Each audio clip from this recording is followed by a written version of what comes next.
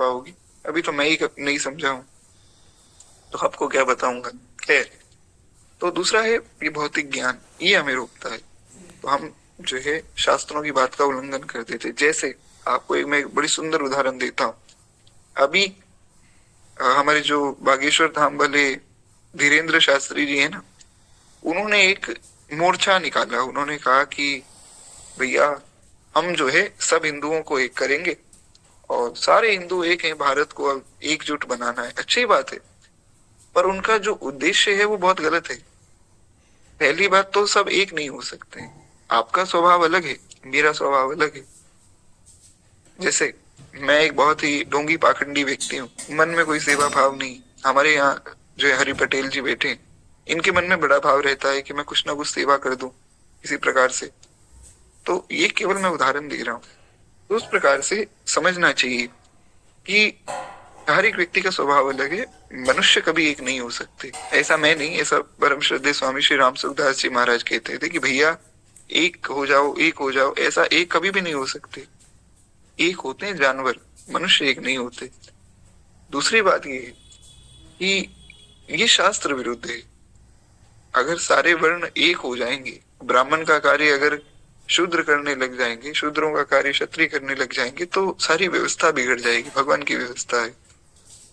तो लोगों ने कहा कि भैया हम तो उनकी बात से सहमत है, क्योंकि हिंदुओं को एकजुट होने की आवश्यकता है। अरे भैया, ऐसे एकजुट हो गए तो क्या लाभ है? अगर आप स्वयं ही अपने धर्म के विरुद्ध चले गए तो क्या लाभ है एकजुट होने का? इसलिए ही समझना चाहिए कि जो शास्त्र विरुद्ध है वो शास्त्र विरुद्ध है। उसमें ये नहीं देखना है कि ये व्यक्ति बड़े पॉपुलर हैं और इन्होंने कह दिया तो सही कहा होगा। अगर स्वयं भगवान वेद के विरुद्ध बात बोल दें, भगवान की बात का भी आदर नहीं। भगवान आए बुद्ध अवतार में, और बुद्ध रूप में आकर भगवान ने वेदों का विरोध किया। किसी भी व्यक्ति के घर में भगवान बुद्ध की पूजा नहीं होती। स्वयं भगवान भी वेद से मर्यादित हैं, तो हम कैसे महाराज वेद से बाहर चले जाएं? इसलिए समझना चाहिए। क्या इस पर तो आज बहुत अच्छे से मैं इंस्टाग्राम पे विशेष रूप से इसका वर्णन करूंगा। वहां पढ़िएगा अवश्य, क्योंकि सबको इसके विषय में जानना चाहिए। जो लोग भक्त वैष्णव हैं उनको तो विशेष रूप से समझना चाहिए कि किसी व्यक्ति को फॉलो ना करें, हम शास्त्र को फॉलो करें। खैर, एक बार प्रेम से बोलिए भक्त वत्सल भगवान की जय। तो इस प्रकार से अर्जुन को भगवान जान के उस जगह लेकर गए, और वहां ले जाकर भगवान ने खड़ा कर दिया रथ। अब अर्जुन ने देखा कि एक तरफ मेरे जो है दादाजी हैं, पितामह भीष्म है, एक तरफ मेरे गुरुदेव हैं, और अब मुझे इनसे लड़ना होगा। फिर अर्जुन को मन में भय हुआ। अर्जुन ने फिर चारों ओर देखा। देखा तो कोई चाचा जी का बेटा है, कोई मामा जी का बेटा है, कोई मामा जी के बेटे का बेटा है, कोई मामा जी ही खड़े हैं। क्योंकि तब तो जो है पहले बहुत बढ़िया उम्र में भी लोग एकदम स्वस्थ रहते थे। तो अर्जुन ने देखा कि सारे मेरे परिवारी जन हैं, कोई अलग थोड़ी। हाँ, ये है कि उनका परिवार इतना बड़ा था, इतना बड़ा था कि करोड़ों लोग थे। किसी का पुत्र, उनका पुत्र, उनका पुत्र, उनके संबंधी, फिर उनके संबंधी, इस प्रकार फैलता गया। तो अर्जुन ने देखा ये तो सारे ही अपने लोग हैं। फिर कौरवों की ओर देखा तो अर्जुन ने कहा कि यार ये भी अपने ही आदमी है, कोई अलग थोड़ी है। तो मेरे ही भाई, चलो ठीक है, थोड़े जो है दुष्ट बुद्धि है, पर है तो मेरे ही भाई, अलग नहीं है ये भी। तो अब अर्जुन को अब शौक हो गया। अर्जुन ने कहा नहीं प्रभु, मैं इनको नहीं मार पाऊंगा। भगवान ने कहा अरे, अभी तो तुम कह रहे थे कि मैं देखता हूँ कौन है जो अपनी मौत को बुलावा देने आया है, और कौन है जो मेरे बाणों से बचेगा। ऐसी सब बातें लिखी हुई है महाभारत में, आप पढ़िएगा। अर्जुन ने बहुत ऊंची ऊंची बातें कही। कौन है जिसे अपने प्राण प्यारे नहीं है, आज मैं दिखाऊंगा कि युद्ध किसे कहते हैं। ऐसी बहुत बड़ी बड़ी बातें अभी तो तुम कर रहे थे, अब क्या हो गया भैया तुम? तो अर्जुन ने कहा प्रभु, ये सब मेरे परिवारी जन है, मैं इनको कैसे मार दूं? अच्छा चलो, मैंने मार भी दिया, इनको मार के मुझे कहाँ सुख मिलेगा? तो ऐसी बातें अर्जुन ने कही। तो अर्जुन को मोह हो गया। हो गया तो फिर भगवान ने ज्ञान दिया, निवारण किया। तो इसलिए मोह का निवारण जो है वो ज्ञान से होता है। तो यहाँ पर चित्रकेतु जी ने जो बात कही है वो बिल्कुल सही है। चित्रकेतु जी ने कहा कि महात्मन, आप दोनों यहाँ आए हैं, आप दोनों मुझे ज्ञान दीजिए ताकि मेरा शोक दूर हो जाए और मेरा ये जो मोह है ये भी दूर हो जाए। तो अब जो है महर्षि अंगीरा श्री चित्रकेतु जी को बड़ी सुंदर बातें बताएंगे। थोड़ा विशेष रूप से सब लोग ध्यान दीजिएगा। कहते हैं कि राजन, मैं तो तुम्हें पुत्र देने वाला अंगीरा हूं। मुझे तो जानते ही होगे, मैं तुमसे मिलने आया था, तुम्हें पुत्र की प्राप्ति हो जाए इसलिए हमने यज्ञ भी किया था। तो मैं तो तुम्हें पुत्र देने वाला अंगीरा हूं, और मेरे साथ ये जो है ये ब्रह्मपुत्र देवऋषि नारद है, क्योंकि ऐसी आभा केवल नारद जी की हो सकती है। तो तुम जो है ब्राह्मणों के और भगवान के भक्त हो, इस कारण से हम यहाँ आए। देखिए, बिल्कुल निश्चिंत रहिए, आपकी कथा छूटी नहीं, आप रिकॉर्डिंग सुन लीजिएगा। जो लोग जो छूट गई उतनी रिकॉर्डिंग सुन लीजिएगा, बाकी अब सुन ही रहे हैं आप। तो खैर, कहते हैं कि इस प्रकार से तुम ब्राह्मणों के और भगवान के भक्त हो, अतः तुम्हें क्लेश नहीं होना चाहिए। मैं पहले ही जो है तुम्हें ज्ञान देने आया था, पर उस समय जो है तुम्हारा चित्त पुत्र और इनमें लगा हुआ था कि पुत्र हो जाए, पुत्र हो जाए। तो अब जो है तुमने पुत्र पा भी लिया और पुत्र का वियोग भी हो गया, तो तुम्हें क्लेश भी मिल गया। मैंने पहले ही कहा था कि सुख भी मिलेगा पुत्र से और दुख भी मिलेगा। तो सुख मिला कि पुत्र हुआ और दुख मिला कि वो मर गया। इसी प्रकार स्त्री, धन, ऐश्वर्य आदि सब नश्वर है। तुम्हारा पुत्र तो गया ही है, महल भी जाएगा, तुम्हारा महाराज धन भी चला जाएगा, तुम्हारी पत्नियां भी चली जाएंगी। अब ये बेचारे और दुखी हो गए, कह रहे अभी तो पुत्र ही गया था, आप तो कह रहे हो सब कुछ चला जाएगा। तो जो महर्षि अंगीरा समझाते हैं कि देखो, उनका वियोग भी चाहे जब संभव होगा। अब तुम इस बात को स्वीकार तुम्हें करना पड़ेगा, क्योंकि जब तक हम स्वीकार नहीं करेंगे तब तक हम आगे की बात मानेंगे नहीं, इसलिए हम स्वीकार ही नहीं करते। हमें लगता है कि महाराज यहाँ ही रुकना है, जाना तो है नहीं। जैसे एक मन में भाव है, वैसे तो मैं कभी किसी को कहता नहीं हूँ अपने मन का कोई भाव, पर एक भाव मेरे मन में आता है।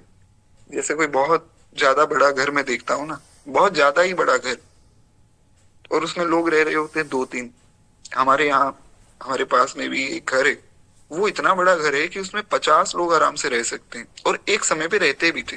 एक समय पे उसमें 10 परिवार रहते थे, तो हर परिवार के मान लीजिए 4-5 लोग भी होंगे तो 50-60 लोग रहते थे। आज उस घर में केवल 2 लोग रहते हैं, एक माता जी हैं और एक उनका बेटा है, बस। तो बचपन में जो है हम जब उस घर के पास से जाते थे, तो मैं और जो दास की दादी जी हैं, हम रात में भोजन करने के बाद सैर पे निकलते, तो वो मुझे बताते थे कि ये घर आज इतना शांत है, इसमें जो जो लोग रहते थे वो बड़े अच्छे लोग थे। तो मैं ही सोचता था कि अगर मान लीजिए ये 50 लोगों का जो परिवार था ये तो खत्म हो गया, ये 2 लोग ना करे नारायण इनकी कभी मृत्यु हो जाए तो किसको पता लगेगा, कौन इनको बचाने आएगा, क्या मतलब इतने बड़े घर का। तो ऐसा मन में भाव आता था कि इससे बढ़िया एक छोटा घर ही ले लेते, वो 2-4 लोग उसमें रहते, तो कम से कम सब क्रिया अच्छा। तो बहुत कोई बड़ा घर दिखता है जिसमें आदमी रह रहे हैं 2 और घर है 100 लोगों का, तो उसका कोई मतलब नहीं है। इतना कुछ अगर बनाया गया है तो इसी भाव से बनाया गया है कि हमें यही रुकना है। तो अगर घर बनाए तो भी इस भाव से बनाए कि भैया एक दिन तो जाना ही है। ऐसा कुछ भी, अब क्या है कि भजन साधन में तो मन लगता नहीं, उल्टे सीधे भाव आते रहते हैं।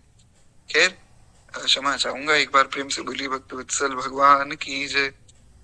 लेकिन ये बात बड़ी सुंदर है, ये एक जो है भगवान के भक्त वैष्णव के मुख से ही मैंने सुनी कि जाने की तैयारी है, नहीं जाने का समय है और रुकने की तैयारी है। समय आ रहा है जाने का, कभी भी बुलावा आ सकता है, और हम लोग तैयारी कर रहे हैं रुकने की। व्यवस्था ऐसी हो रही कि खूब हम जिएंगे। खैर, तो इस प्रकार महर्षि अंगीरा ने समझाया कि भैया सब खत्म हो जाएगा, तुम इस बात को स्वीकार कर लो। इतना बड़ा महल, इतना बड़ा राज्य, पत्नियां तुम्हारी, तुम्हारा ऐश्वर्य सब खत्म हो जाएगा। उनका वियोग भी चाहे संभव हो, और ऐसा ही दुखदायी होगा। ये राज्य, गृह, भूमि, सेवक, मित्र, परिवार आदि सब शोक, मोह, भय और पीड़ा ही देने वाले, कोई तुम्हें सुख नहीं देगा। हमारे महाराज जी ने एक बड़ा सुंदर जो है एक्सपेरिमेंट बताया है। महाराज जी कहते हैं कि आप ऐसा करो कि घर जाओ और घर जाकर आप कोई काम मत करना, कोई भी काम मत करना। महाराज जी ने कहा कि आप ऐसा करना कि सब्जी भी मत लाना, केवल राम राम राम राम राम राम जप करो और घर वालों को कह दो कि मैं पूर्ण रूप से, मेरा मन तुम्हारे चरणों में समर्पित है। सारे घर वालों को बुलाकर कह दीजिए कि मेरा मन तुम्हारा है, मैं केवल तुमसे ही प्यार करता हूँ और तुम्हारा ही ध्यान करता हूँ, और काम कोई भी मत कीजिए।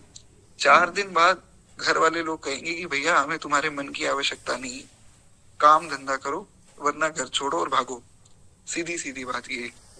तो संसार को चाहिए केवल आपका उपयोग। जब तक आप उपयोगी हैं तब तक संसार आपका है। जब आप उपयोगी नहीं है तो आपको कोई नहीं पूछने वाला है। और यही है व्यक्ति की इज्जत। जो लोग कहते हैं ना हमने खूब इज्जत कमाई, यही इज्जत है। खैर, कहते हैं कि इनकी यथार्थ सत्ता नहीं, ये सब खत्म हो जाएगा और ये सब ना तो तुम्हारे कभी थे ना तुम्हारे हैं।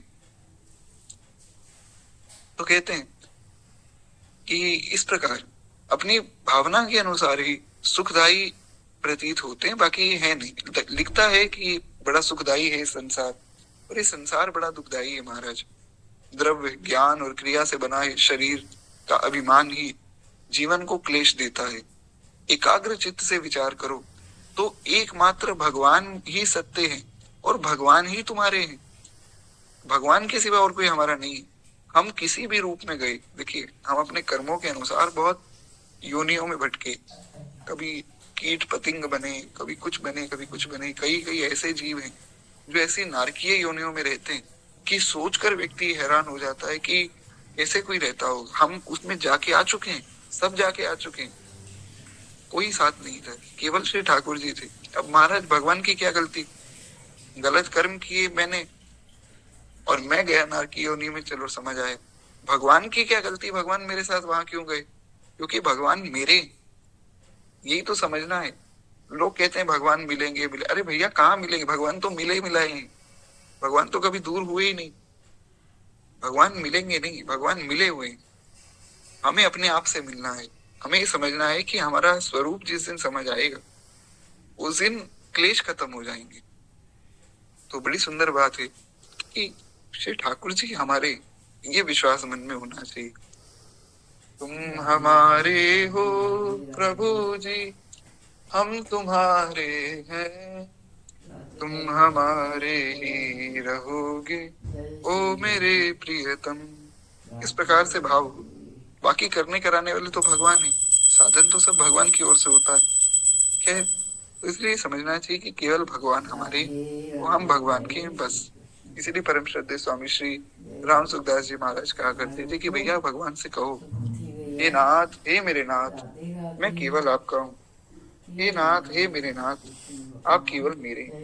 हे नाथ, हे मेरे नाथ, मैं आपको कभी भूलूं नहीं। और हमारे गुरुदेव भगवान तो इसमें एक स्टेप और आगे जाते हैं। महाराज जी कहते हैं भैया भगवान से कह दो कि हे नाथ, हे मेरे नाथ, हम किसी के लायक ही नहीं, हम संसार के लायक ही नहीं। हरि में जैसो तैसो थारो, प्रभु में जैसा हूँ वैसा आपका हूँ। अब देखिए एक छोटा सा भाव है मेरे मन में, आप लोग बताइए किस प्रकार से हम करें। अभी हमारे पास समय की थोड़ी कमी, हमें दादा गुरुदेव का चरित्र सुनना है। तो क्यों ना ऐसा किया जाए कि एकादशी की कथा आप लोग स्वयं पढ़ लें गूगल आदि से, क्योंकि एकादशी की कथा तो हम बहुत बार सुन चुके हैं, उत्पन्ना एकादशी। दूसरी बात, एक सूरदास जी का पद है, मैं वो यहाँ सुना देता हूँ क्योंकि दोनों में से अब एक ही हो पाएगा। तो हम लोग वो पद सुन लेते हैं। एकादशी की कथा मैं ग्रुप में भेज दूंगा या आप में से कोई भेज दीजिएगा, तो वहां से हम लोग पढ़ लेंगे। समय मिला तो मैं उसको रिकॉर्ड करके व्हाट्सएप पे भेज दूंगा, तो जैसा भी रहेगा देख लेंगे। वो सूरदास जी का एक बड़ा सुंदर पद है। श्री सूरदास जी लिखते हैं, जो हम भले बुरे तो तेरे,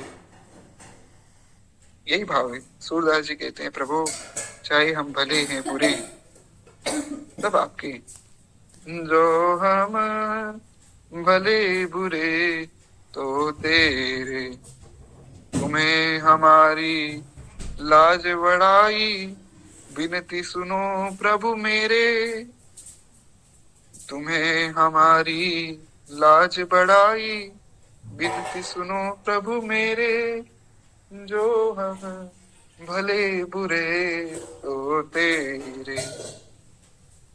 हमारी प्रतिष्ठा हो, हमारा अपमान हो, वो हमारा नहीं, वो आपका है। द्रौपदी जी का जब वस्त्र हरण हो रहा था ना, द्रौपदी जी ने दोनों हाथ छोड़ दिए। द्रौपदी जी ने कहा, प्रभु अब जो है मैंने पूर्ण समर्पण कर दिया है। अगर आज इस सभा में मेरी लाज गई ना, तो ये समझ लेना कि मेरी लाज नहीं जाएगी, तुम्हारी लाज जाएगी। तो भगवान दौड़ कर आएंगे। तो वही बात श्री सूरदास जी कह रहे हैं, प्रभु अब मैं भला हूं चाहे बुरा हूं, मैं आपका हूं। अब महाराज अगर मुझसे कोई ऐसी गलती हो गई जो नहीं होनी चाहिए, तो समझ लेना तुम्हारी लाज जाएगी। तो इसलिए आप कृपा करके मुझे सुधारो। इसका ये मतलब नहीं कि हम खूब पाप करते रहें, ये समर्पण का भाव यहाँ श्री सूरदास जी सिखा रहे हैं कि किस प्रकार शरणागत हुआ जाता है। कहते हैं, सब तजी तुम शरणागत आयो, दृढ़ करी चरणन गहिरे। सब तजी तुम शरणागत आयो, दृढ़ करी चरणन गहिरे। तुम प्रताप बल बदत न काहू, निडर भय सब चेरे। जो हम भले बुरे तो तेरे। कहते हैं, प्रभु सब कुछ त्याग कर मैं आपकी शरण में आया हूँ। हे नाथ, आपकी शरण में आने से मैंने आपके चरणों का जो बल लिया है, उससे क्या हुआ? कहते हैं, आपके प्रताप से मैं निडर हो गया। शरण में आने से मैं निडर हो गया, अब मुझे कोई डर नहीं। और अंत में बड़ी सुंदर बात कहते हैं श्री ठाकुर जी की महिमा में। सूरदास जी लिखते हैं, महाराज, और देव सब रंग बिखारी, त्यागे बहुत अनेरे। सूरदास प्रभु तुमरी कृपा ते, पाए सुख घनेरे। जो हम भले बुरे तो तेरे। बड़ा सुंदर भाव है। कहते हैं कि और देव सब रंग बिखारी, बाकी सब देवता महाराज रंग है। क्यों? ये तो बहुत बड़ा अपमान कर दिया सूरदास जी ने देवताओं को। ऐसा नहीं, सूरदास जी भगवान की महिमा बढ़ा रहे हैं, और उसमें वे ये कह रहे हैं कि जैसे बाकी सब देवता है होते हैं ना, वो क्या करते हैं कि कोई व्यक्ति उनकी शरण में गया, मान लीजिए आपने किसी कार्य के लिए कोई हवन करवा लिया किसी अन्य देवता के निमित्त, तो वो हवन में जो परिणाम मिलना है वो आपको मिल गया। उसके बाद आप कौन और देवता कौन, ऐसा है। भगवान की शरण में ऐसा नहीं है। भगवान के पास आप एक बार चले गए, प्रभु मैं आपका हूँ। अच्छा भैया तुम मेरे कैसे हो, क्या गुण है? गुण कोई नहीं है, मैं आपका हूँ। भगवान कहते हैं, अच्छा मेरे लिए क्या करोगे? आपके लिए करूंगा कुछ नहीं, मैं आपका हूँ। इतना कहने मात्र से भगवान स्वीकार कर लेते हैं। आप कुछ मत कीजिए, आप जो है भगवान का आश्रय ले लीजिए, विश्वास मानिए, मंगल ही मंगल होगा। तो इसलिए श्री सूरदास जी कहते हैं कि सूरदास प्रभु तुमरी कृपा थे, पाए सुख घनेरे। आनंद ही आनंद है महाराज, क्योंकि मैं आपकी शरण में हूँ। मुझे आता जाता कुछ नहीं, पर मैं शरण में हूँ। तो ये है श्री ठाकुर जी की कृपा। पग पग पर भगवान की कृपा हो रही, देखने की दृष्टि चाहिए। विश्वास मानिए, हमारे गुरुदेव भगवान कहते हैं कि जीव का सबसे बड़ा दुर्भाग्य क्या है, और जीव में भी वैष्णव का, साधारण मनुष्य की बात नहीं हो रही। हमारे महाराज जी कहते हैं कि वैष्णव का सबसे बड़ा दुर्भाग्य ये है कि अगर वो वैष्णव होकर भगवान की कृपा का अनुभव नहीं कर पा रहा है, ये सबसे बड़ा दुर्भाग्य है उसका। अरे बहुत कृपा है, आप मन में भाव लाइए, भगवान पूरा कर देते। मन में भाव आते ही, मैं तो नित्य ये देखता हूँ, मेरे मन में तो बड़ी कामनाएं, मैं तो निष्काम हुई नहीं, दिन रात कुछ ना कुछ मन में एक कामना होती, वो पूरी भी हो जाती। बचपन में टीवी पे कथा आती थी, वो कथा सुनते थे, बड़ा आनंद आता था। मुझे लगता था कि यार ये बड़ा अच्छा काम है कि कथा सुनो और कथा सुनाओ, और बढ़िया भगवान की कथा भी सुनाने को मिल रही है और सब लोग आनंद में भी हैं। ये तो बड़ा अच्छा, मैं भी कथावाचक बनूंगा, ऐसा मैं सोचता था। बड़े हुए धीरे धीरे बहुत सी चीजें मिली, कुछ लोगों से संपर्क हुआ, कुछ मेरे दूर के रिश्तेदार ही कथावाचक है स्वयं, उनसे बात हुई, बोले हाँ बनना कोई बात नहीं। फिर श्री गुरुदेव भगवान की कुछ विशेष आज्ञा हुई, मेरा मन ही नहीं माना। फिर मेरे मन में आया कि नहीं, कथावाचक नहीं बनना है। पर भगवान की दया से कथा तो कम से कम हो रही है। कथावाचक तो अभी भी नहीं बनना है, ना करे नारायण में कभी कथावाचक बनूं, पर कम से कम ये कथा तो हो रही है। तो भाव आना चाहिए, पूर्ति भगवान करते हैं। खैर एक बार प्रेम से बोलिए वत्सल भगवान की जय। तो इस प्रकार श्री चित्रकेतु जी को समझाया है सब लोगों ने, श्री अंगिरा ऋषि और नारद जी ने, कि भैया केवल भगवान तुम्हारे, केवल भगवान, कोई भी नहीं है, कोई भी नहीं था और आगे कोई भी नहीं होगा। केवल श्री ठाकुर जी हमारे हैं और केवल श्री ठाकुर जी हमारे रहेंगे, बस। तो कहते हैं इस प्रकार से राजा को बोध देने वाले देव ऋषि नारद जी का आवाहन करके जो है बालक को जीवित करके कहा कि ये जीवात्मा देखो, ये तुम्हारे माता पिता बंधु बांधव तुम्हारे लिए व्याकुल हो रहे हैं, तुम इनके पास रहो। नारद जी ने उस बालक को जो मर गया था ना, उसको जीवित कर दिया कि ये लो, अब तुम्हारा मोह दूर हो गया, तो तुम्हारे बेटे को मैं जिंदा कर देता हूँ। तो उस बालक को जीवित कर दिया। नारद जी ने कहा कि तुम्हारे माता पिता दुखी, तो तुम जो है इनके साथ रहो। अब आगे किस प्रकार से उस बालक के साथ लीला हुई वो हम कल की कथा में सुनेंगे।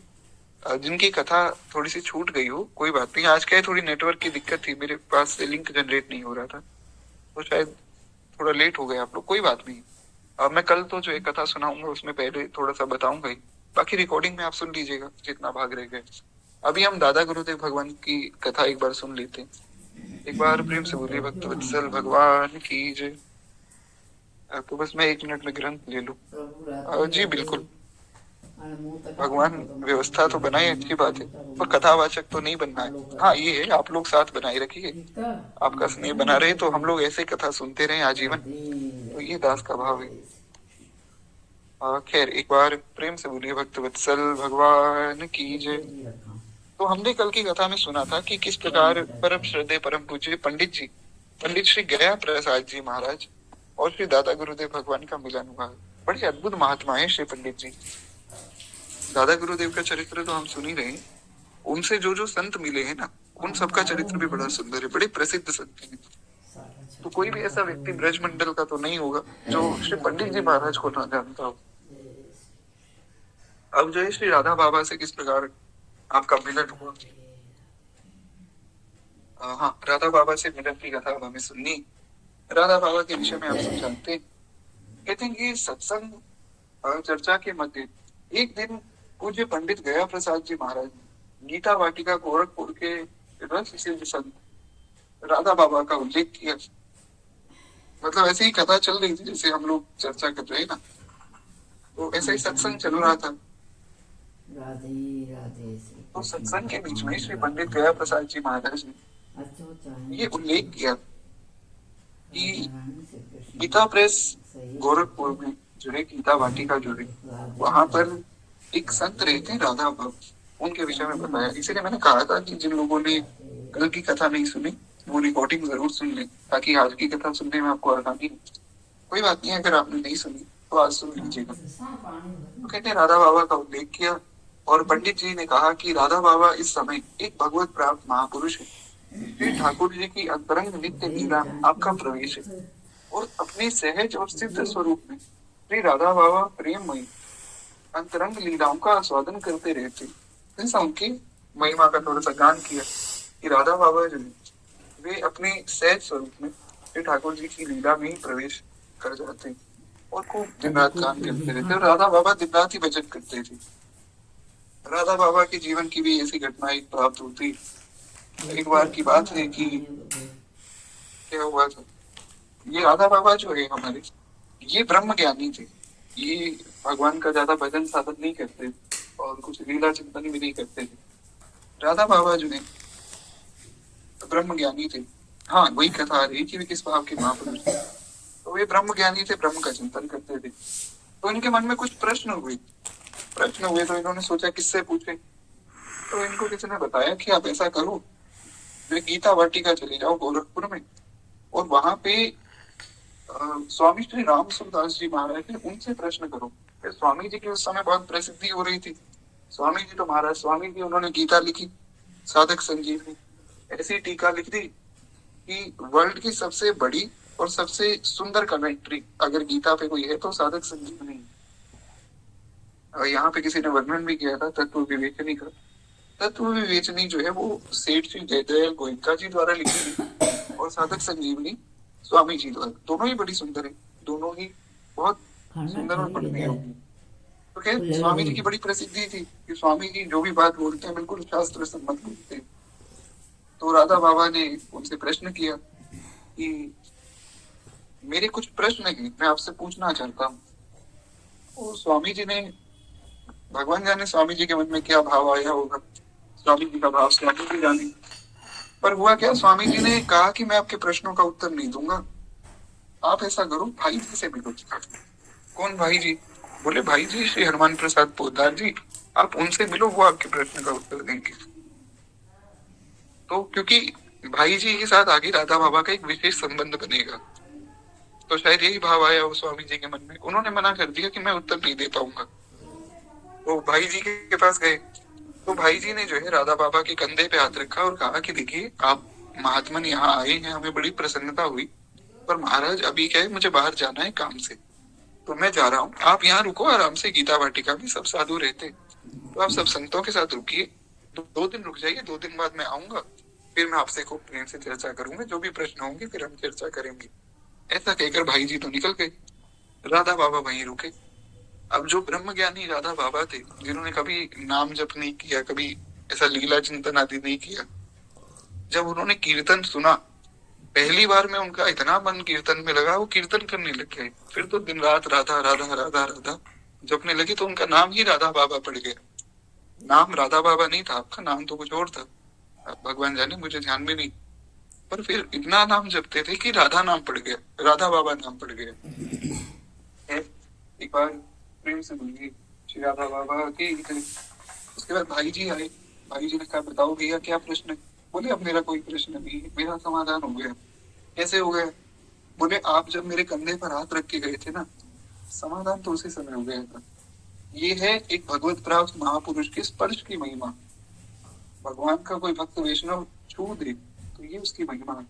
हमारे गुरुदेव भगवान तो कहते हैं कि भैया अगर कोई व्यक्ति मरने वाला है, उसको संत का दर्शन हो जाए तो कल्याण है। अगर कोई मर गया, संत ने उसका दर्शन कर लिया तो कल्याण है। अगर कोई व्यक्ति मर गया, संत ने दर्शन भी नहीं किया, उसकी अर्थी जो है जा रही है, उसका दर्शन संत ने कर लिया तो कल्याण है। कोई मर गया, उसकी अर्थी चली गई, उसको जला दिया गया, उसकी राख का अगर संत ने दर्शन कर लिया, संत ने दूर से देख लिया कि अरे किसी की अस्थियां बहाई जा रही, तो वो कल्याण हो गया। संत की तो बड़ी महिमा कही गई। इसलिए भगवान के भक्त बस यही प्रार्थना करते हैं, हरि मोहे संत हृदय कर दीजो, प्रभु मोहे संत हृदय कर दीजो। बड़ा सुंदर भाव है, भाव को हम यही प्रणाम करें, हमें आगे बढ़ना है कथा में। तो कहते हैं इस प्रकार से जो श्री राधा बाबा है बड़े अद्भुत महापुरुष हुए। ये कथा मैंने आपको इसलिए सुनाई ताकि आपको पता लगे कि राधा बाबा है कौन। तो अब जो है थोड़ा सा ध्यान दीजिएगा। तो राधा बाबा दिन रात नाम जप करते रहते, दिन रात केवल राधा राधा राधा राधा जपते रहते थे। तो इनका भाव इतना पुष्ट हो गया कि भगवान की नित्य लीला में सहज ही प्रवेश हो जाता था। तो वही बात श्री पंडित जी ने बताई। पंडित जी ने जब ये कहा, तब वहां महाराज जी उपस्थित थे। तो आपने ये विचार किया कि भक्ति जगत की ऐसी महान विभूति का दर्शन तो करना चाहिए। महाराज जी मतलब दादा गुरुदेव भगवान, दादा गुरुदेव भगवान के मन में आया कि जब इतने बड़े संत हैं तो एक बार उनसे मिलके आना चाहिए। इसलिए तो सत्संग किया जाता है। सत्संग में जिन संतों की चर्चा होती है उनसे उनका दर्शन करना चाहिए। आगे एक चरित्र आएगा एक व्यक्ति का, तो वो भी पंडित जी के पास आए थे और पंडित जी का सत्संग करते थे। तो वो क्या करते थे कि जिसका नाम सुनते थे, जैसे मान लीजिए यहाँ कथा में आए, तो मैंने 2-3 संतों का वर्णन कर दिया कि आज के समय में पूज्य श्री प्रेमानंद बाबा ने, श्री गुरुदेव भगवान ने, रामानुज परंपरा की श्री राघवाचार्य जी महाराज जी, श्री पुंडरीक जी हैं गौड़िया परंपरा के, गौरदास जी हैं, हमारे गीता अम्बरीश जी हैं, इंद्रेश जी हैं, ये बड़े अच्छे अच्छे जो है संत हैं, इनका दर्शन करना चाहिए। मान लीजिए ऐसा वर्णन हुआ, तो वो क्या करते थे, सुन तो लेते थे, नाम नोट कर लेते थे, फिर समय निकालकर उन संतों का दर्शन करने जाते थे। आगे उनका वर्णन शायद आएगा तो हम सुनेंगे। तो ऐसा ही श्री महाराज जी ने सोचा, महाराज जी ने सोचा भी जो इतने बड़े महात्मा है तो एक बार उनका दर्शन तो करना चाहिए, देखें कि कैसा उनका भाव है। तो ऐसा आपके मन में सहज ही विचार आया, तो आपने सोचा कि महापुरुषों के दर्शन और सत्संग आदि के लिए आप सदैव बड़े उत्साहित रहते थे। अतएव कुछ ही समय पश्चात आप अकेले ही गोरखपुर के लिए निकल गए और महाराज जी सोचा दर्शन करके आएंगे। अब महाराज जी तो साधु हैं, उनको तो किसी की आवश्यकता है नहीं। जहाँ रहने की व्यवस्था होगी रह लेंगे, जो खाने को मिलेगा ठाकुर जी की कृपा से खा लेंगे। तो अकेले ही निकल गए और गोरखपुर जाने का जो है आपका एक ही लक्ष्य था, पूज्य श्री राधा बाबा का दर्शन। अतः वहां पहुंचकर आवश्यक देह कृत्यों से निवृत्त होकर आप सीधे गीता वाटिका में गए और तब तक जो है एक मध्याह्न का समय था, मतलब शाम का समय था, तो कहते हैं मध्याह्न का समय था और वहां पर इस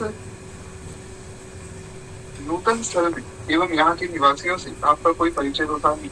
राधा वाटिका में अंदर तो चले गए पर राधा वाटिका में जानते किसी होती नहीं और एकदम नया स्थान था। तो कहते हैं आप अपरिचित थे। पूज्य बाबा के दर्शनों के लिए किसी साधक से महाराज जी ने पूछा तो पता चला कि इस समय उनके दर्शन संभव नहीं है, क्योंकि ये जो है उनके भिक्षा प्रसाद ग्रहण करने का समय। राधा बाबा जो प्रसाद पाते थे वो भिक्षा प्रसाद पाते थे, कोई पैसे खुद तो कमाते नहीं, साधु तो भिक्षा ही करते हैं महाराज। तो भिक्षाटन करके जो मिल जाता है पाते हैं प्रेम से। तो महाराज जी बोले ठीक है कोई बात नहीं, अगर वे जो भोजन कर रहे हैं तो कोई बात नहीं, मैं यहाँ इंतजार कर लूंगा उनका। तो ऐसा कहकर महाराज जी बैठ गए और द्वार पे बैठ गए। महाराज जी तो हमारे बड़े सहज सरल है। महाराज जी को कोई ऐसा भाव नहीं रहता कि अरे मैं इतना बड़ा साधु हूँ, अरे मुझे कोई कम से कम कमरा मिलना चाहिए, कोई गद्दी मिलनी चाहिए बढ़िया आराम से सुखदायी। उनके मन में ऐसा कभी नहीं आता। महाराज जी एकदम सरल, कोई गेट पर ही बैठ गए कि चलो कोई बात नहीं, जब दर्शन संभव होंगे तो मैं दर्शन कर लूंगा। और इस विचार से बैठे कि समय के अनुसार पूज्य बाबा का दर्शन कर लूंगा, फिर वापस मैं जो है रात के समय में गोवर्धन जी चला जाऊंगा, क्योंकि अगले दिन मंदिर की सेवा भी करनी है, तो मंदिर की सेवा छोड़ नहीं सकते ना। तो तब तक जो है यहीं पर द्वार पर प्रतीक्षा करेंगे, भगवान का नाम जपेंगे। तो श्री राधा गुरुदेव भगवान उसी द्वार पर बैठे और द्वार पर बैठकर सीताराम सीताराम सीताराम जय सीताराम, राधे श्याम राधे श्याम राधे श्याम जय राधे श्याम, सीताराम सीताराम सीताराम जय सीताराम, राधे श्याम राधे श्याम जय राधे श्याम। इस प्रकार से खूब प्रेम से कीर्तन करने लगे भगवान के नाम से। फिर एक बार प्रेम से बोले श्री महाराज जी की जय। तो खूब प्रेम से जो है कीर्तन कर रहे थे। हुआ क्या कि सर्वोच्च अध्यात्म प्रज्ञा संपन्न जिन महापुरुषों के समय समय पर होने वाले प्रादुर्भाव से हमारा देश विश्व के जगत गुरु के पद पर आसीन रहा है, पूज्य राधा बाबा उन्हीं लोक मंगलकारी विभूतियों में से एक थे। मतलब जिन साधुओं की वजह से हमारा देश जाना जाता है ना, तो राधा बाबा उनमें से ही एक साधु थे। बड़े अद्भुत महात्मा, राधा बाबा जैसा अन्यत्र कहीं पर मिल पाना बड़ा कठिन। बड़े अद्भुत और बड़े सहज महात्मा थे श्री राधा बाबा। कहते हैं कि इस प्रकार से आपने जो है बड़े प्रेम वैभव से श्री श्याम सुंदर और श्री किशोरी जी को अपने हृदय में विराजमान किया था और महाभाव की लीला में सदैव रहते थे। क्योंकि राधा बाबा पर इतनी कृपा हो गई थी श्री भाई जी की कि जो भाई जी के मन का भाव था वही राधा बाबा को प्राप्त हो गया। और भाई जी तो नित्य ही लीला में रहते थे, उनका तो सदैव ही मन लीला में लगा रहता था। नित्य निकुंज में, निवृत्त निकुंज में श्री भाई जी महाराज का प्रवेश था। आप अगर पढ़ना भी चाहें तो श्री भाई जी महाराज ने एक ग्रंथ लिखा है जिसका नाम है राधा माधव अंक। तो राधा माधव अंक में जो श्री ठाकुर जी किशोरी जी की बड़ी सुंदर सुंदर अंतरंग लीलाएं है ना, उनका वर्णन भाई जी ने किया है।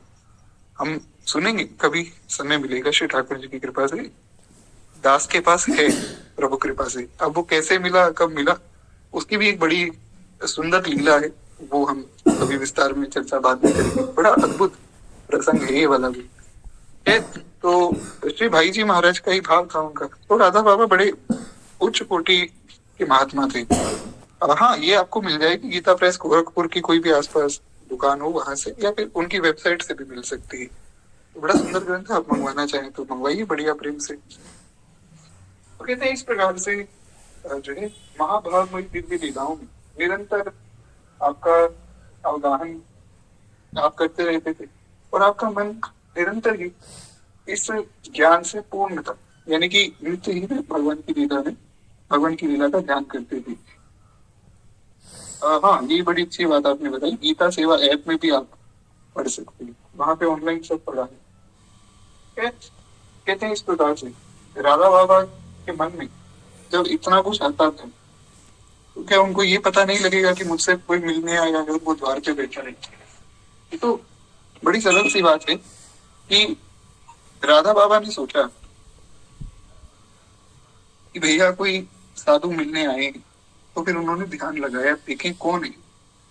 ऐसा नहीं होता है कि आप किसी संत के पास मिलने चले गए, वो आपको पहली बार देख रहे हैं, वो सब जानते हैं आपके विषय में। तो राधा बाबा ने देखा कि कोई मिलने आए और प्रतीक्षा कर रहे हैं, तो राधा बाबा अपने कक्ष से चलकर स्वयं गीता वाटिका के द्वार पर आ गए, और उनका जो है वहां इस प्रकार आना सर्वथा अप्रत्याशित था। किसी को ऐसा लगा नहीं था कि राधा बाबा आएंगे, क्योंकि जब भी कोई राधा बाबा से मिलने आता था और उनको समय दिया जाता था कि भैया आप जो है इतने समय इंतजार करो, बाबा जो है भोजन आदि करके जब उनको समय मिलेगा तब मिलेंगे, तो व्यक्ति बैठ जाते थे। फिर जब बाबा का भोजन आदि सब हो जाता था, तब फिर बाबा कहते थे कि अब जिसको आना है उसको भेजो, देखते हैं कौन है। और उस दिन जो है बाबा स्वयं उठकर बाहर आ गए, तो ये बड़ा अप्रत्याशित सा था। कहते हैं गीता वाटिका के द्वार पर जब श्री राधा बाबा चलकर आए, तो सब हैरान हो गए। किंतु महापुरुषों का परस्पर मिलन इस लोकोत्तर से ऊपर की घटना है। ये जो घटना है महापुरुषों का मिलन, ये संसार से ऊपर की घटना है। हाँ, यहाँ अगर आप बहुत ध्यान से देखें तो हमारे प्रांशु जी वो स्क्रीन शेयर कर रही है, ये श्री राधा बाबा की छवि। तो खैर राधा बाबा आए, कहते हैं कि हमारी जो प्राकृत बुद्धि है उसके अनुसार जो अप्रत्याशित है, यह उनके लिए बड़ा सहज है। मतलब जो हम सोचते हैं कि संभव नहीं हो सकता है, संतों में वही संभव होता है, और संत वही लीलाएं करते हैं। तो कहते हैं महाराज श्री राधा बाबा भाई, महाराज जी को आप जो है प्रेम पूर्वक अपने कक्ष में ले गए, और वहां दोनों महापुरुषों का कुछ वार्तालाप हुआ। पूज्य बाबा ने महाराज जी को कुछ भिक्षा प्रसाद ग्रहण करवाया, और इसके पश्चात महाराज जी आपसे मिलकर गोवर्धन वापिस आ गए। अब ये जो पूरी लीला हुई, इसमें दोनों संतों में क्या बात हुई, दोनों संतों ने एक दूसरे को किस भाव में देखा, वो ना तो आप जान सकते हैं ना मैं जान सकता, वो तो संतों की बात संतों में ही रही। हम यही प्रणाम करते हैं इस भाव को। अब हम लोग थोड़ा आगे बढ़ते हैं। एक बार प्रेम से बोली श्री राधा बाबा की जय, श्री महाराज जी की जय। तो कहते हैं कि उन दिनों में गोवर्धन में एक और महापुरुष रहते थे, उनका नाम था बाबा श्री राधे श्याम झारखड़ी जी महाराज। मतलब राधे श्याम जी उनका नाम था, और झारखड़ी नाम के स्थान में वे रहते थे। अभी झारखड़ी जो है गोवर्धन के पास में ही। तो कहते हैं कि मुझे राधे श्याम बाबा का दर्शन करने भी महाराज जी ने मन में भाव किया कि जाएं, क्योंकि वे रामानंद संप्रदाय के ही अनुयायी थे, और राधे श्याम बाबा के नाम से आप बड़े विख्यात थे, लेकिन उनका वास्तविक नाम सीताराम दास था। अब देखिए ये बड़ी विचित्र लीला है, और बड़ी सुंदर लीला है। ये जो भगवान राधे श्याम जी थे ना, इनका वास्तविक नाम था सीताराम दास। तो राधे श्याम क्यों कहते थे लोग इनको, उसके पीछे एक लीला है। हमारी किशोरी जी ने ही इनको आज्ञा की थी कि बाबा अब तू राधे श्याम है जा। वो कथा जो है सुनने योगी है, तो थोड़ा ध्यान से सब लोग सुने। बस 10-15 मिनट मुझे दीजिए, उसके बाद फिर हम वाणी को विश्राम देंगे। आज क्या है कि तो कथा थोड़ी सी लेट आरंभ हुई, दूसरी बात एकादशी है तो हमने नाम जब भी कर लिया, नाम कीर्तन मतलब हमने पद भी सुन लिए, तो सब हो ही गया है। तो बस थोड़ी सी कथा और सुने, उसके बाद वाणी को विश्राम देंगे। फिर एक बार प्रेम से बोलिए भक्त वत्सल भगवान की जय। कहते कि बाबा जो है भरतपुर राज्य में एक ऐतिहासिक गांव सिनसिनी में रहते थे।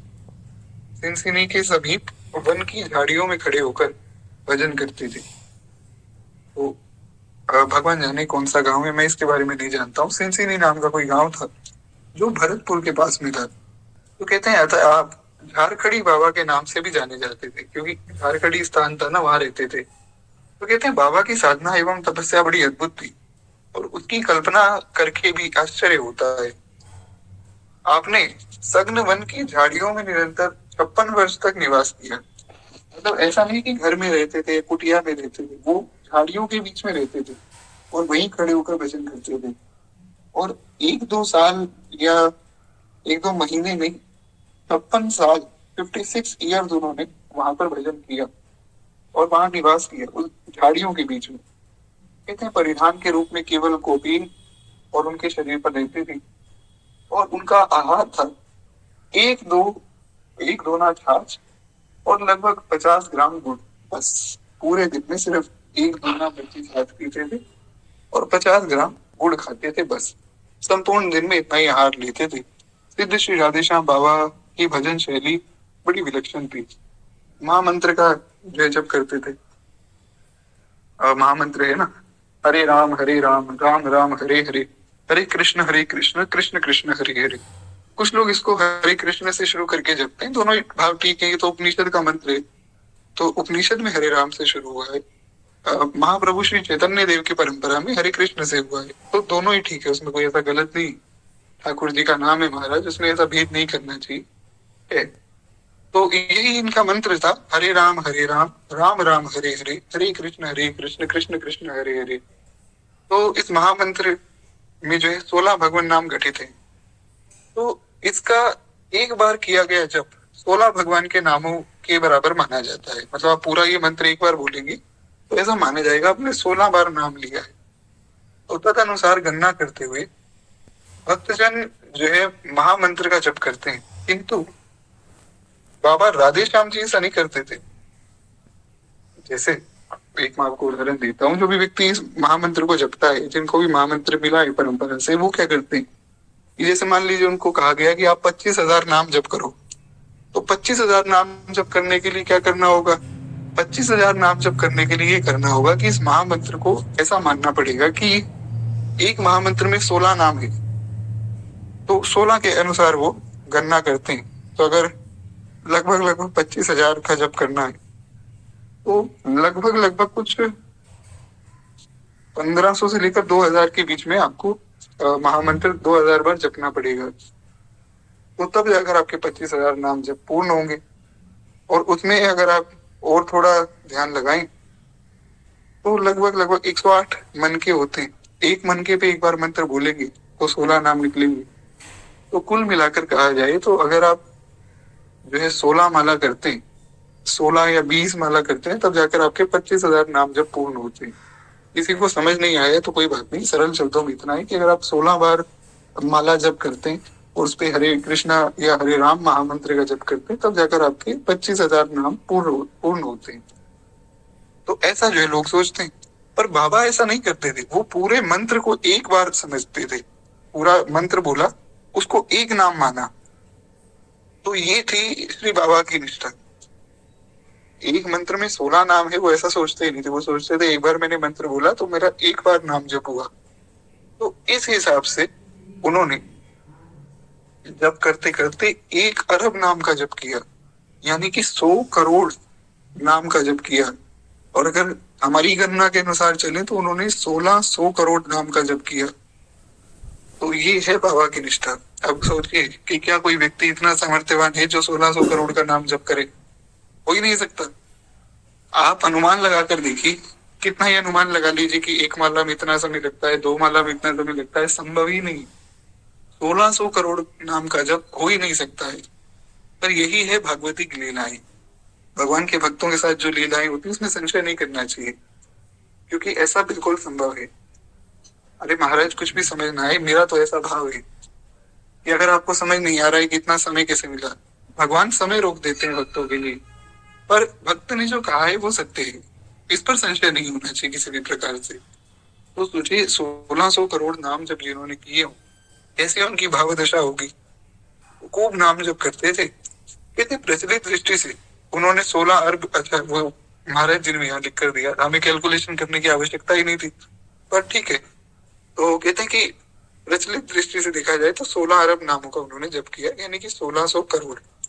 कहते 56 वर्ष चली इस भजन साधना में बाबा अध्यात्म राज्य के उच्चतम स्तरों पर आरूढ़ हुए और बाबा को गोस्वामी तुलसीदास जी के प्रत्यक्ष दर्शन भी हुए, जिन्हें वे बचपन से अपना गुरु मानते थे। श्री हनुमान जी महाराज के भव्य दर्शन प्राप्त हुए। हनुमान जी ने अपनी भुजा पर बाबा को बैठाकर भुजा को जो है लंबायमान करते हुए चित्रकूट धाम पहुंचा दिया। हनुमान जी महाराज आए। हनुमान जी महाराज का तो स्वरूप भी बड़ा सुंदर है। तो हनुमान जी महाराज आए हैं, हनुमान जी से प्रार्थना की। हनुमान जी ने कहा, कहो बाबा क्या इच्छा है तुम्हारी। बोले कि मैं जो है 56 सालों से यहाँ भजन कर रहा हूँ, मेरा बड़ा मन है कि मैं श्री ठाकुर जी और किशोरी जी की विहार स्थली देखूं। मुझे चित्रकूट का दर्शन करना है, जहाँ मैंने सुना है कि भगवान ने 999 रासलीला की। हनुमान जी ने कहा की तो है, तो बोले मुझे चित्रकूट का दर्शन आप करवा दीजिए, बस मेरी यही इच्छा है। हनुमान जी ने कहा कि ठीक है, मेरी भुजा पर बैठ जाओ।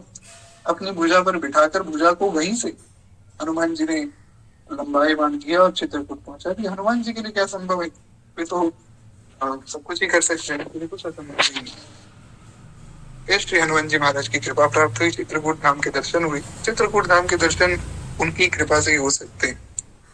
चित्रकूट धाम में श्री कामतानाथ भगवान के भी दिव्य दर्शन वहां हुए।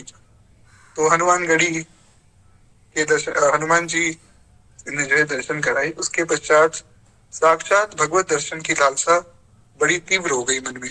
अब गोस्वामी जी के दर्शन हो गए, गोस्वामी जी की कृपा से हनुमान जी के दर्शन हो गए, हनुमान जी की कृपा से ठाकुर जी के दर्शन की लालसा हुई। कहते हैं कि बाबा के साथ यही हुआ।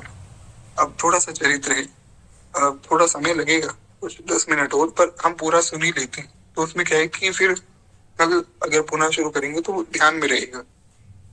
तो केवल 10 मिनट मुझे दीजिए, एक बार प्रेम से बोलिए भक्त वत्सल भगवान की जय। कहते हैं कि बाबा के साथ यही हुआ था। हुआ क्या था कि उनके मन में भगवत दर्शन की बड़ी व्याकुल इच्छा थी। बाबा श्री वृंदावन आए और सेवा कुंज की सघन लताओं में छिपकर बैठ गए और रात्रि में नित्य रास लीला के पत्र उन्हें श्री युगल सरकार के साक्षात दर्शन होते थे। बाबा ने सोचा कि महाराज, यहाँ मैं जो है जो सघन ये लताएं, इनके बीच में छुप जाऊंगा तो रात को भगवान रास करेंगे। यहाँ सब लोग कहते हैं कि रास लीला होती है, तो भगवान के दर्शन करूंगा। एक चीज यहाँ बहुत विशेष रूप से ध्यान रखिएगा, बाबा भक्त थे श्री राम रूप के, पर दर्शन कर रहे हैं श्री कृष्ण रूप के। इससे ये सिद्ध करना चाहते हैं कि भैया कोई भेद नहीं है। जो लोग भेद करते हैं ना, क्या रे हम तो जी राम उपासक हैं, हम कृष्ण का नाम क्यों लूं, मूर्खता है। एक ही ठाकुर जी हैं। अब आप उन्हें जो है वृंदावन में देखें या चित्रकूट में देखें, एक ही भगवान है, अलग अलग है ही नहीं। तो खैर इनके मन में बड़ी इच्छा हुई, दर्शन करेंगे, कोई छिप कर बैठ गए। अब इससे एक प्रेरणा ये लेनी कि हमें छिप कर नहीं बैठ जाना है। हम छिप कर बैठ जाएंगे तो जो है वो अमर्यादा हो जाएगी, क्योंकि सेवा कुंज की मर्यादा है। बाबा बैठ गए, बाबा योग्य थे इसलिए बैठ गए। एक व्यक्ति, मैंने सुना कि महाराज वो निधिवन जी में गए और छुप गए कि रात को यहाँ लीला होगी, मैं दर्शन कर लूंगा। फिर जब सुबह वे उठे तो वे पागल हो गए, कुछ याद ही नहीं रहा, कुछ किसी से बोले नहीं, फिर वे पागल ही हो गए। क्योंकि भगवान का ऐसा प्रत्यक्ष दर्शन कर पाना वो हमारे लिए सामर्थ्य, हम उसमें सामर्थ्यवान नहीं, जीव की सामर्थ्य नहीं, वो तो भगवान कृपा करके कराते हैं। तो बाबा तो सर्व सामर्थ्य हैं। अब जिस व्यक्ति ने 1600 करोड़ नाम का जप कर लिया हो, उनके लिए क्या असंभव है। तो ऐसा समझिए कि भगवान की कृपा से वे सेवा कुंज में बैठे थे, तो वे सेवा कुंज में बैठ गए और नित्य भगवान का दर्शन करते। और दर्शन भी हो गए महाराज श्री ठाकुर जी के। सखियों से परिवेष्टित भानु नंदिनी श्री राधा श्री बाबा के निकट आई। अब ये जो श्री सीताराम दास जी थे, इन्होंने महाराज खूब सुंदर रास का दर्शन किया और अब श्री किशोरी जी चलकर इनके पास आई। किशोरी जी तो किशोरी जी, सरस किशोरी वयस की थोरी रति रस भोरी कीजे कृपा की को। किशोरी जी तो बड़ी सरल भाव से रहती और बड़े प्रेम से सबको देखती।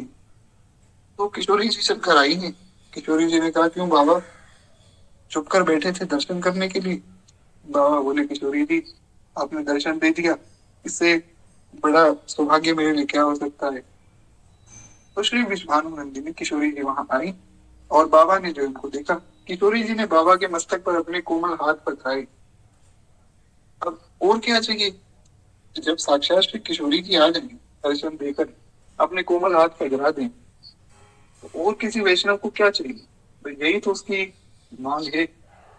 लोग तो जो है ऐसा भी भाव करते हैं। हमारे ब्रज मंडल में तुम्हारा यही भाव है कि हमें हाथ में नहीं चाहिए, हमें तो केवल चरणों की सेवा चाहिए। चरणन की रज पाऊं किशोरी, चरण भी ना मिले, चरणों की रज ही मिल जाए, बड़ा सुंदर भाव है। बैठी रहूं कुंदन के कोना, नाम राधिका गाऊं किशोरी, चरणन की रज पाऊं किशोरी। बड़ा सुंदर भाव है। इस भाव को हम यही प्रणाम करें, हमें आगे बढ़ना। एक बार प्रेम से बोलिए, भक्तवत्सल भगवान की जय। तो खैर श्री किशोरी जी ने बाबा के मस्तक पर अपने कोमल हाथ बढ़ाए और कहा कि बाबा अब तू राधे श्याम ले जा। नाम था सीताराम दास जी, और किशोरी जी ने कहा कि बाबा अब तू राधे श्याम ले जा, और तब से जो है आपका नाम राधे श्याम हो गया। अब इसमें कोई भेद नहीं है, ये समझिए। किशोरी जी ने लिखा इसीलिए कि किसी के मन में कोई भेद ना रहे। तो सीताराम से राधे श्याम हो गई। राधे श्याम हेजा का मतलब ये नहीं कि केवल नाम बदलो, नाम तो बदल ही गया, कोई बात नहीं। राधे श्याम हेजा का मतलब अब बाबा तुम हमारे स्वरूप में प्रतिष्ठित हो गए। जब भी कोई व्यक्ति भगवान के धाम जाता है ना, वैकुंठ में या आप उसे गोलोक कहें या साकेत कहें, तो वहां जैसा श्री भगवान का स्वरूप है वैसा ही जीव का हो जाता है, बिल्कुल वैसा स्वरूप भगवान दे देते हैं। तो वही बात किशोरी जी ने कही कि बाबा अब तू राधे श्याम भेजा, मतलब अब तुम हो गए हमारे, अब तुम्हें चिंता करने की आवश्यकता नहीं, अब तुम हमारे ही स्वरूप में प्रतिष्ठित हो, खूब आनंद से भजन करो। तो खैर इस प्रकार बाबा जो है उनका नाम राधे श्याम प्रसिद्ध हुआ। और अपने उत्तर जीवन में बाबा ने गोवर्धन में मानसी गंगा के तट पर निवास किया। वहां फूस की झोपड़ी में भी रहते हुए एक व्याह साधु के रूप में दरिद्र नारायण उनकी सेवा करने लगे, और मतलब दरिद्र नारायणों की सेवा करते थे। मतलब अब जो है बाकी का जो शेष जीवन था उसमें जो है बाबा गोवर्धन जी में आ गए, मानसी गंगा के तट पर रहते थे और खूब प्रेम से भजन करते, और जो लोग जिनके पास कुछ कमी थी उनकी सेवा करते। मुख्य बात ये, तो कहते हैं बाबा के द्वारा चलाई गई सेवा भी बड़ी विलक्षण थी। अब उस सेवा में क्या था, ये समझने वाली बात है। कहते हैं जो गरीब लोग प्रत्यक्ष आकर बाबा की सेवा को स्वीकार कर सकते थे वे तो बाबा के आश्रय थे ही, किंतु समाज में कुछ ऐसे भी लोग थे जो बड़े विपन्न थे, तो अपनी मान मर्यादा के कारण सबके बीच में आकर सेवा नहीं ले सकते थे। कई लोगों को ऐसा होता है ना कि हमारे पास पैसे तो है नहीं, पर अगर हम किसी से मांगेंगे तो बड़ी बेइज्जती होगी, तो वो अपनी मान मर्यादा के कारण आते नहीं थे। तो ऐसे लोगों की भी सेवा करने बाबा उनके घर पहुंच जाते। सोचिए कितनी सुंदर उनकी सेवा में निष्ठा होगी। इसीलिए सेवा बड़ी आवश्यक है। कभी भी किसी जो है जीव की सेवा आप करें तो उसी भाव से करें कि श्री ठाकुर जी की सेवा हो रही है। तो जो लोग सेवा ले लेते उनकी सेवा तो करते ही, जो लोग नहीं ले पाते उनकी भी सेवा करने पहुंच जाते। इतने दिन ढलने पर जब कुछ अंधकार सा हो जाता, तब वे लोग जो है बाबा की कुटिया के दरवाजे के निकट आकर मंद स्वर में बाबा को पुकारते। बाबा तुरंत ही उन्हें बिना अन्य लोगों को जताए रोटियां भी भिजवा देते थे कि भैया आप प्रेम से पाओ। और जब जो है महाराज जी गोवर्धन में आए तब बाबा अतिशय वृद्ध थे, और स्थायी निवास की दृष्टि से महाराज जी का गोवर्धन में आगमन सन 1952 में हुआ। हमने सुना था ना 1952 या 1953 में महाराज जी गोवर्धन जी आ गए थे। आशा करता हूँ अब तक तो आपको ये पूरी लीला समझ आ गई होगी। तो खैर एक बार प्रेम से बोलिए भक्तवत्सल भगवान की जय। अगर आ गई तो बड़ी अच्छी बात है। तो अब क्या है, आप आगे मेरे साथ कथा में एक फ्लो में रह सकते हैं, तो आपको आगे की सारी लीलाएं आराम से समझ आएंगी। तो हमने सुना था कि 1953 में श्री महाराज जी जो है यहाँ गोवर्धन जी में सेवा के लिए आए थे। तो कहते हैं बाबा सन 1960 या 59 पर धराधाम पर विराजमान थे। मतलब 1959 तक जो है बाबा इस धराधाम पर विराजमान थे। तो लगभग लगभग जो है महाराज जी जब आए उसके 6 या 7 साल बाद बाबा का भगवत धाम गमन हुआ। उस समय बहुत वृद्ध हो गए थे। इस प्रकार 6 वर्ष तक श्री महाराज जी को आपका दर्शन प्राप्त हुआ। जैसा कि मैंने बताया 6 साल तक महाराज जी ने आपका दर्शन किया है। बाबा का स्वरचित पदावली साहित्य भी है, यानी कि उन्होंने जो है अपने द्वारा कुछ पद भी लिखे, कुछ रचनाएं की, तो उनका भी साहित्य है। सरल भाषा में आपने हृदय स्पर्श की अनेक पद लिखे हैं। कुछ ऐसे ऐसे पद लिखे हैं जो व्यक्ति के हृदय को छू जाते हैं। देखिए, जिसने भी भगवान को पाया है उसने ठाकुर जी की महिमा में कुछ ना कुछ गाया है। श्री गोस्वामी जी कहते हैं कि भैया भगवान की महिमा कोई नहीं गा सकता, किसमें सामर्थ्य है भगवान की महिमा गा दे। पर फिर भी हर व्यक्ति गाता है। क्यों? क्योंकि उसका मन नहीं मानता बिना गाए। मन में आता है कि कुछ तो हमारे ठाकुर जी की महिमा में कहा जाए। तो इसलिए सबने अपना अपना भाव लिखा है। तो बाबा ने भी लिखा। कहते हैं कि इनमें मोह निद्राग्रस्त जीव को जागृत करने के लिए वैराग्य का उपदेश भी दिया गया। कुछ ऐसे पद हैं जिससे व्यक्ति जो है वैराग्य की ओर बढ़े और भजन साधन में लग जाए।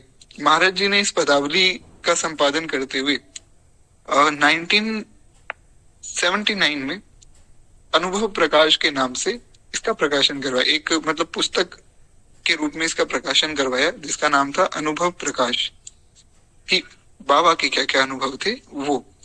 तो कहते हैं राधे श्याम बाबा के द्वारा स्थापित आश्रम जो है उनके पश्चात निर्मित होकर कनक भवन के नाम से विख्यात हुआ।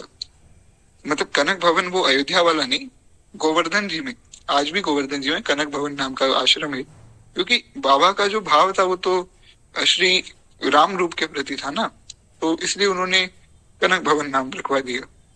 तो वो आश्रम जो उनका कनक भवन हो गया। किंतु कुछ समय पश्चात वहां थोड़ी अव्यवस्था उत्पन्न हुई तथा कुशल नेतृत्व के अभाव में कनक भवन आश्रम में कुछ ऐसे शरारती तत्व आ गए जिन्होंने उसका स्वरूप खंडित कर दिया। सूचना मिलने पर श्री महाराज जी ने तुरंत वहां कार्रवाई की और इस प्रयास में उन्हें विपुल धनराशि भी खर्च करनी पड़ी। पर महाराज जी ने सत्य प्रयास से यह स्थान बचा लिया और पुनः व्यवस्था स्थापित हो गई। यानी कि पुनः वो फिर कनक भवन आश्रम चलने लगा। आज भी वहां सेवा होती है, ऐसा दास का विश्वास है। तो महाराज जी ने इस प्रकार से जो है राधे श्याम बाबा के आश्रम को भी बचाया और उनका दर्शन भी किया। खैर एक बार प्रेम से बोली श्री राधे श्याम बाबा की जय। तो इस प्रकार से जो है ये पूरी कथा प्राप्त होती। अब हमें जो है कल की कथा में गीता जयंती के विषय में सुनना है। गीता जयंती आ भी रही है। 25 दिसंबर को क्या लोग वो मनाते हैं ना, क्या क्रिसमस, तो उस समय गीता जयंती होती। तो हम खूब प्रेम से गीता जयंती मनाएंगे उस दिन। प्रयास करेंगे, अगर मैं यहाँ हुआ तो हम लोग कथा सुनेंगे ही। तो फिर गीता जी के भी कुछ बढ़िया बढ़िया श्लोक हम उस दिन सुनेंगे। फिर शेष कथा हम कल की कथा में सुनेंगे। आज वाणी को ही विश्राम देते हुए केवल 2 मिनट प्रेम से भक्तमाल जी की आरती करें। एक बार प्रेम से बोलिए भक्तवत्सल भगवान की जय। इस धन्य नाभा भारती की आरती आरती करे। ये भक्त भगवत की कथा सब विश्व का मंगल करे। इस धन्य नाभा भारती की आरती आरती करे। मर जाती जब माया विवश ज्ञान तम में पद गई। जन भारती आभात ही जग जग गई जग मग गई। अज्ञान माया मोह तम की काली माँ कलई धुली। सत प्रेम समता सत्य सुख शुचि कंज कलिकाई। लोक कल कल मल सकल उड़े जन प्रभात हो गए। अब सब पथिक सुंदर सुखर हरि भक्ति पथ को पा गए। इस भक्त माला के सकल हरि भक्त जन गाया करो। सच्ची अहिंसा भक्ति में विज्ञान दे माया करो। इस धन्य नाभा भारती की आरती आरती हरे। बोले भक्तवत्सल भगवान की जय। बाल कृष्ण लाल की जय। उमापति महादेव की जय। भक्तमाल भगवान की जय। गोस्वामी श्री नाभादास जी महाराज की जय। सब संतन की जय, सब भक्तन की जय। आज की आनंद की जय। जय जय श्री सीताराम, जय जय श्री राधेश्याम। नमः पार्वती पतये, हर हर महादेव शंभु। जी तो किसी को प्रश्न हो तो आप व्हाट्सएप कर दीजिएगा। खैर ये बड़ी अच्छी बात है कि आप सब लोग जो है अपने अपने श्री ठाकुर जी को कथा सुना रहे। ये काम नित्य ही किया कीजिए, क्योंकि भगवान इस कथा के परम श्रोता है। खैर सबके चरणों में, श्री ठाकुर जी के चरणों में प्रणाम करते हुए वाणी को ये विश्राम देते हैं। कोई प्रश्न हो तो व्हाट्सएप पे हम चर्चा कर लेंगे। अभी के लिए मुझे आज्ञा दीजिए।